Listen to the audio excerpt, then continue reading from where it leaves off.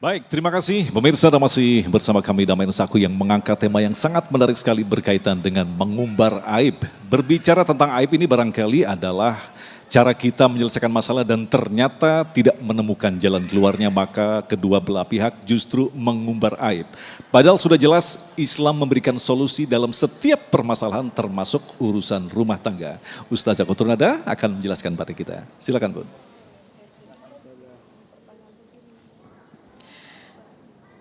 Bismillahirrahmanirrahim.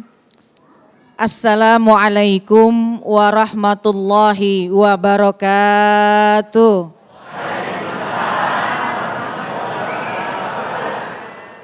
Alhamdulillah. Alhamdulillahilladzi ja'alana wa iyyakum minasyakirin as-sabirin. Wassalatu wassalamu ala sayyidina Muhammadin wa ala alihi wa ashabihi ajma'in, amma ba'du. Subhanaka la ilma lana illa ma'allamtana innaka antal alimul hakim.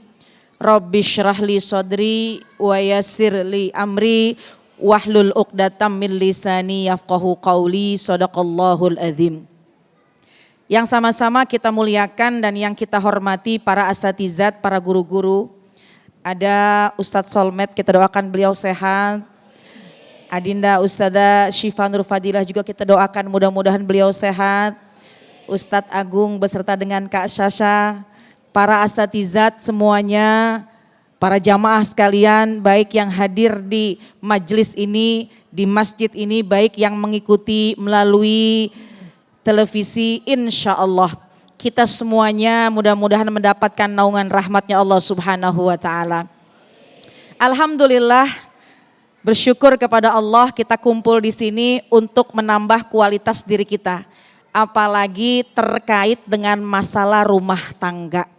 Ibu sehat, Bapak sehat, Bu sehat, badannya sehat, kantongnya pada sehat.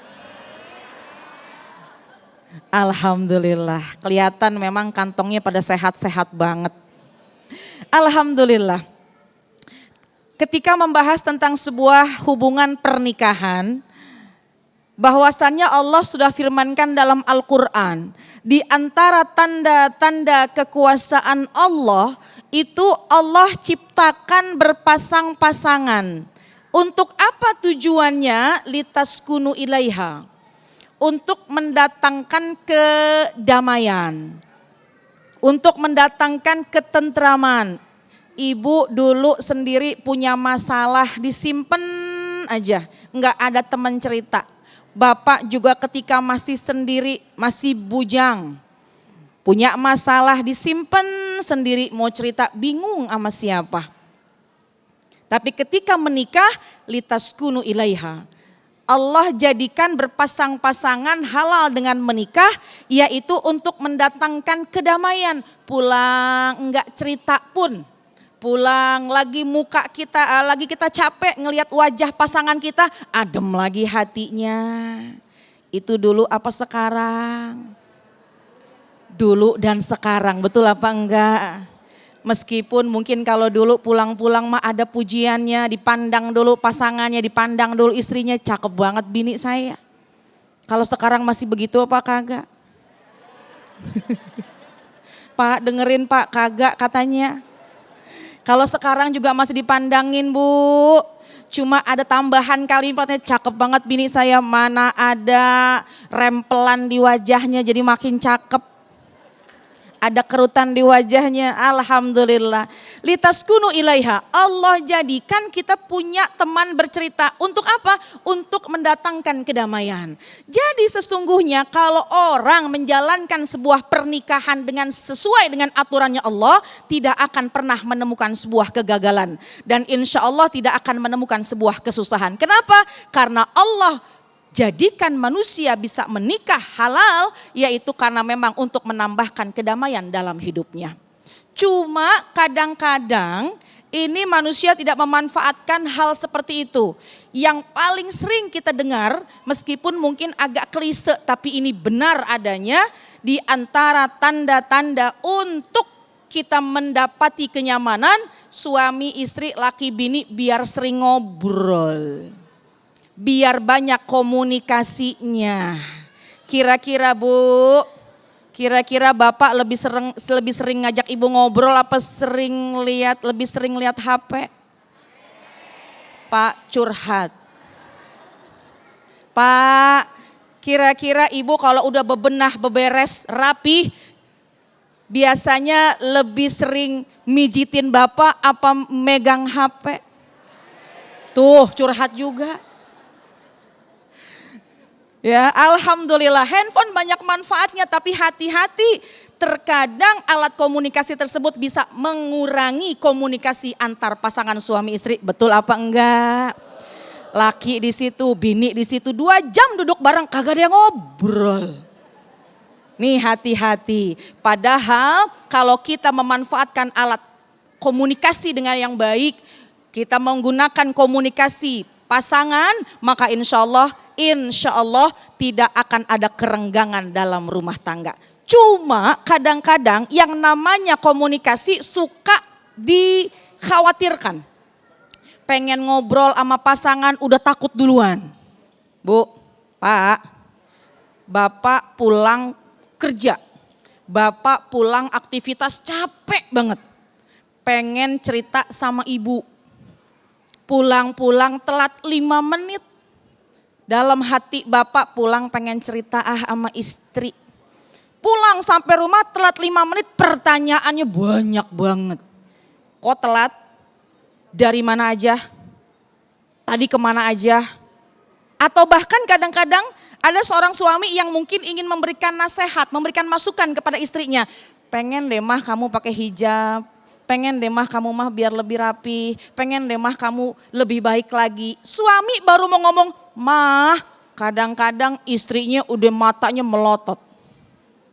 Atau sebaliknya, istri mau diskusi tentang anak kepada suami, pengen diskusi tentang pendidikan, pengen ngomongnya tuh begini, Pak sekarang harga minyak naik, sekarang bahan baku pada naik, pengennya begitu.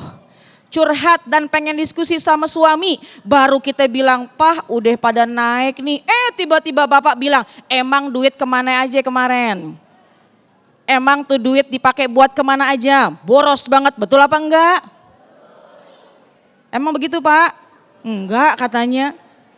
Artinya apa? Kita tuh untuk menggunakan komunikasi kepada pasangan udah takut. Kenapa? Karena pasangannya tidak mencoba untuk juga memanfaatkan komunikasi yang baik. Caranya gimana? 1, kalau pengen komunikasi ini sukses dalam mempertahankan rumah tangga, yang pertama jujur.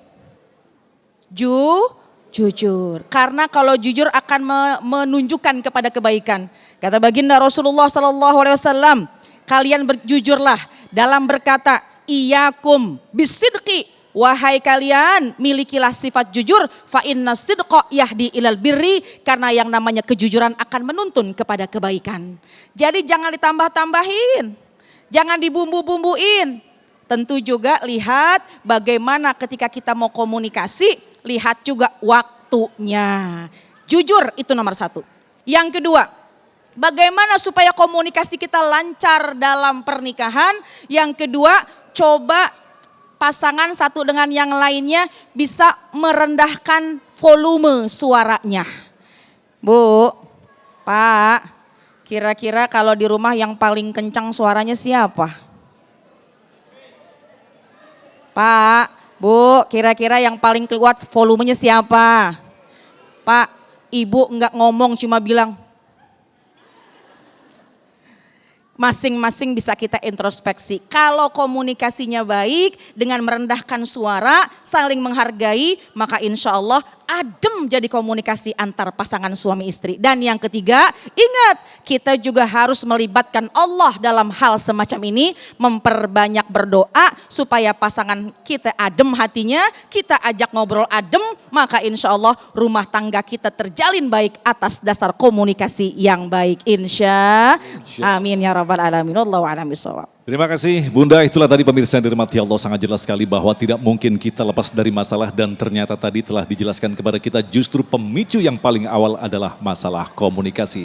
Kami yakin pasti muncullah begitu banyak pertanyaan-pertanyaan yang tentu saja kita akan jawab dalam segmentasi nanti. Untuk itu kami persilakan kepada Syasha untuk penanya yang pertama. Silakan Syasha. Ya, terima kasih Mas Agung. Di sebelah saya sudah ada jemaah yang akan melontarkan pertanyaan dengan Ibu siapa Ibu? Dengan Ibu Cici Lestari. Ibu Cici ya Ibu Ya. ya. Silahkan Ibu pertanyaannya disampaikan. Oke, terima kasih. Pertanyaan ini akan saya sampaikan kepada guru-guru kita. Begini, bagaimana cara menutup aib keluarga yang sudah terlanjur tersebar sebelumnya tanpa kita kehendaki? Dan bagaimana amalan apa saja yang bisa kita jalani agar Allah menutup aib kita? Terima kasih sebelumnya. Ya, terima kasih Bu Cici. Masya Allah pertanyaannya bagus sekali ini Ustadz Ustazah. Nanti akan dijawab oleh guru-guru kita usai jeda. Jangan kemana-mana pemirsa, tetap bersama kami di Damai Indonesiaku.